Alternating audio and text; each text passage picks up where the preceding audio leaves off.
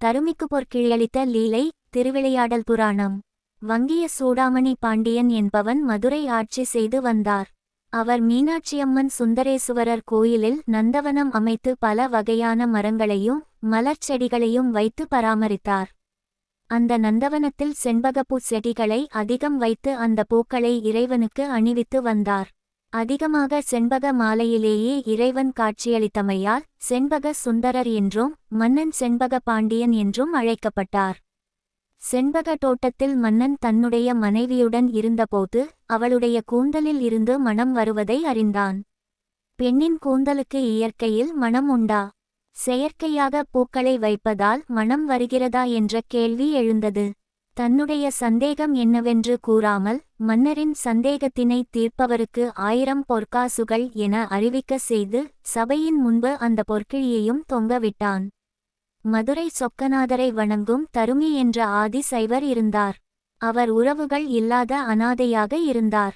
அவருக்கு திருமணம் செய்து இறைவன் அடி சேர வேண்டும் என்ற விருப்பம் இருந்தது.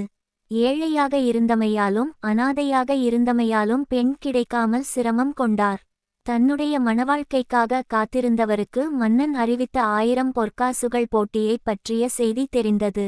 அப்போது அங்கு வந்த சொக்கநாதர் புலவராக மாறி ஒரு ஓலையை தருமிக்குத் தந்தார். இதை மன்னிடம் கொடுத்தால் பரிசு கிடைக்கும் என கூறினார். தருமியும் மன்னரின் அவைக்கு சென்று இறைவன் கொடுத்த பாடலை படித்தான்.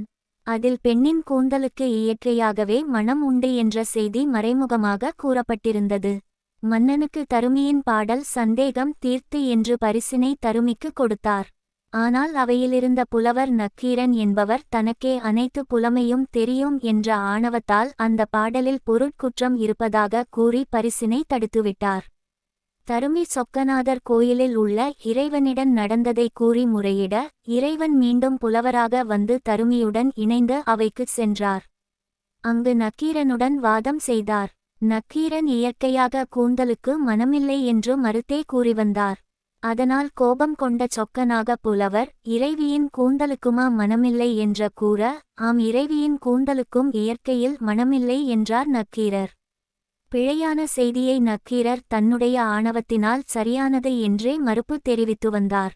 அதனால் சிவபெருமான் தன்னுடைய நெற்றிக் கண்ணால் சுட நக்கீரர் பொற்றாமரை குளத்தில் சென்று விழுந்தார். எதனால்? ஞானமே வடிவான செறிந்த கூந்தலை கொண்டவள் என்பது ஞானப்பூங்கோதை எனும் பெயரின் விளக்கமாம்.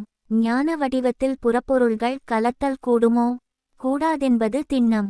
கூந்தலுக்கு மனம் உண்டு என்பதை ஒப்பும் நக்கீரர். அம்மணம் புறப்பொருள்களின் கலப்பால் செயற்கையாய் அமைந்தது என்றே வாதம் செய்கிறார். அது உண்மையாயின் புறப்பொருள்களின் கலப்பு சாத்தியமாகாத ஞானமே வடிவான அன்னை கூந்தலில் வாசனை செயற்கையால் அமைவது இன்னம். இக்கேள்வி பிறக்க அன்னை கூந்தலுக்கு இயற்கை மனம் உண்டென்பது தெற்றென புலனாகிறது.